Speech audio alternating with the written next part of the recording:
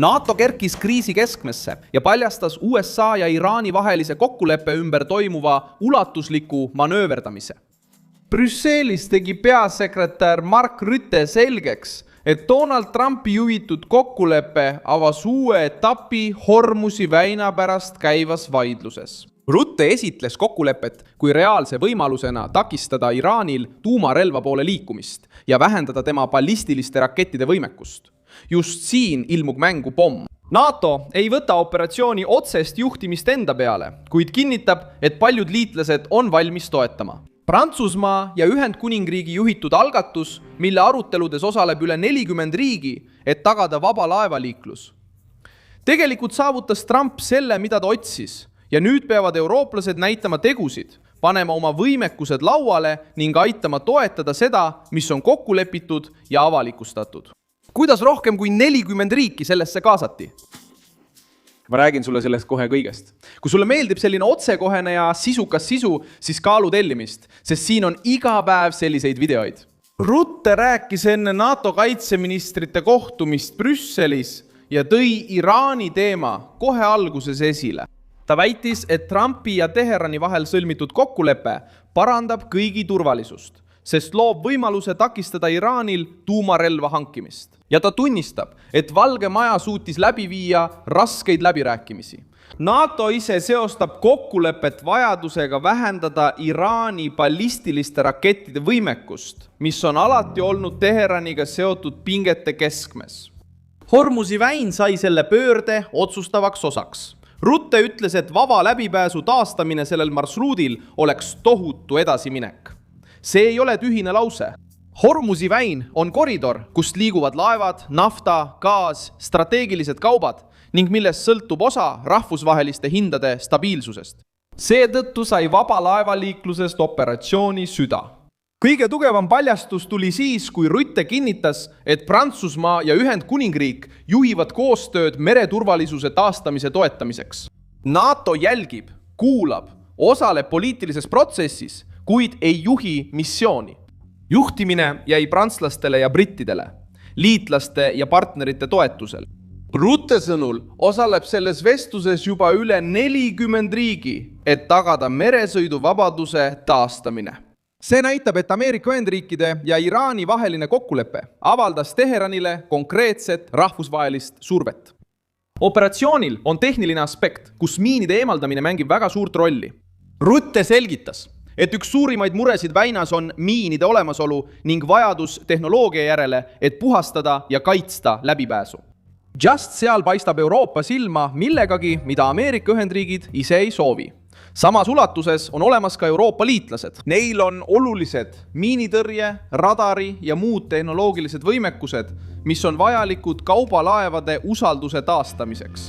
Teisisõnu, Donald Trump avas poliitilise tee ja nüüd kutsutakse liitlasi üles paigutama merre reaalsed vahendid. Prantsusmaa ja Suurbritannia olid seda suunda juba ette valmistanud. Enne Mark Rutte kõnet aprillis kogusid need kaks valitsust kokku 10 riike, et arutada Hormuzi taasavamist ja toetasid rangelt kaitseotstarbelist mitme riigi ühist missiooni.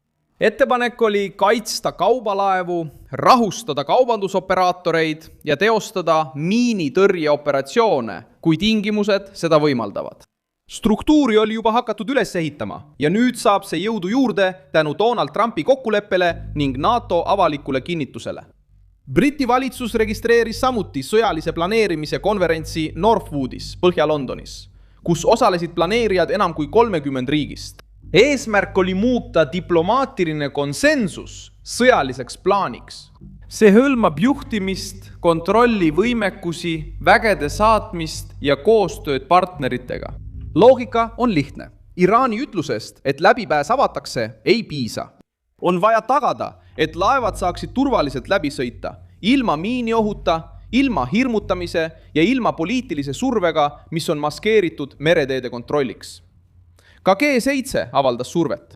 Suurimate majanduste juhid võtsid kokkuleppe positiivselt vastu, kuid rõhutasid, et läbirääkimised peavad käsitlema Iraani ohte piirkonnas. Ja lisaks sellele hõlmab nõudmine ka tuumaprogrammi, Teherani tegevust liitlasrühmituste kaudu ning stabiilsust Lähis-Idas. See seab Iraani režiimi ebamugavasse olukorda. Ta püüab müüa vastupanu ideed, kuid näeb, kuidas peamised lääneriigid jätkavad keskse seisukohaga ühinemist. Trump kinnitas seda sõnumit, öeldes G7 tippkohtumise lõpus, et Hormuzi väinas on mereliiklus pärast vaherahu väljakuulutamist juba kasvanud.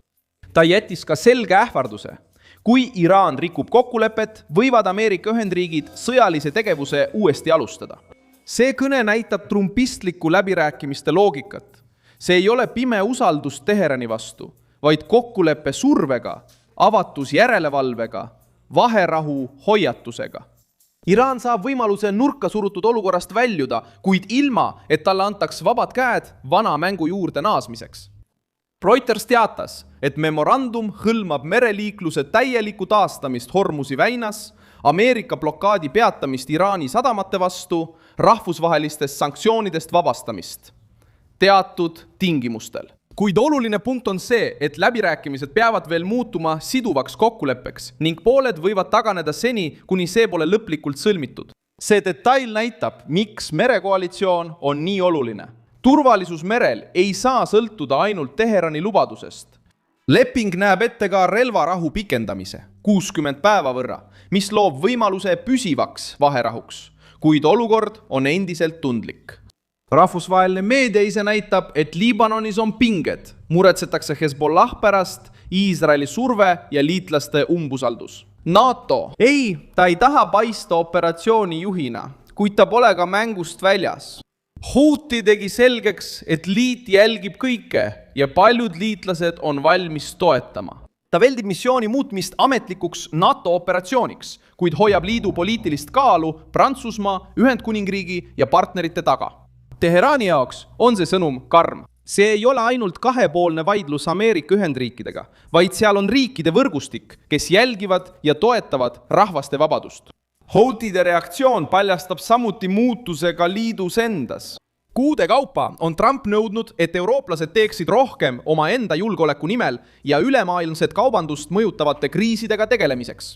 Nüüd Hormuzi olukorra ees püüavad Prantsusmaa, Ühendkuningriik ja teised liitlased näidata oma võimekust. Euroopa pakub miinitõrjet, radareid, meretehnoloogiat ja planeerimist. Valge Maja lisab strateegilist survet. NATO annab katte, nii et tulemuseks on Iraani režiimi diplomaatiline ja operatiivne ümberpiiramine, kuna see kasutab väina relvana. Iraan kaotab mõjuvõimu, kui arutelu liigub narratiivilt praktilise järelevalve peale. Teheran võib proovida väita, et ta pidas vastu, et ta pidas läbirääkimisi võrdsetel tingimustel või et ta säilitas oma suveräänsuse. Aga tegelikkus on see, et pärast Ameerika survet leiab režiim end G7, NATO, Prantsusmaa, Ühendkuningriigi ja laia koalitsiooni poolt ümbritsetuna, kes kõik on huvitatud laevade liikumise tagamisest. Hormuzi väin ei ole enam Iraani ainukasutuses olev trumpkaart, vaid seda käsitletakse rahvusvahelise laevateena, mis peab toimima ilma ähvarduste, poliitilise lõivu ja sõjalise väljapressimiseta. Houthi avaldus tugevdab arusaama, et Ameerika Ühendriikide ja Iraani vaheline kokkulepe on muutunud kogu lääne jaoks proovikiviks. NATO avalikustas, et liitlased juba tegutsevad vaba meresõidu tagamiseks. Euroopa pakub tehnilist võimekust, G7 annab toetust ja Hormuzist saab punkt, kus Iraani lubadust hakatakse hindama. Tegelikult on see osa, mis Iraani režiimi jaoks kõige raskem on. Mina olen Milson Alves, rahvusvaheliste suhete ekspert ja minu eesmärk on hoida sind iga päev tõepärase infoga kursis. Uudiste lingid on videokirjelduses. Pane sellele videole like, telli kanal ja vaata lõpus kommentaare, et olla kogukonnaga veelgi rohkem seotud. Milson Alves.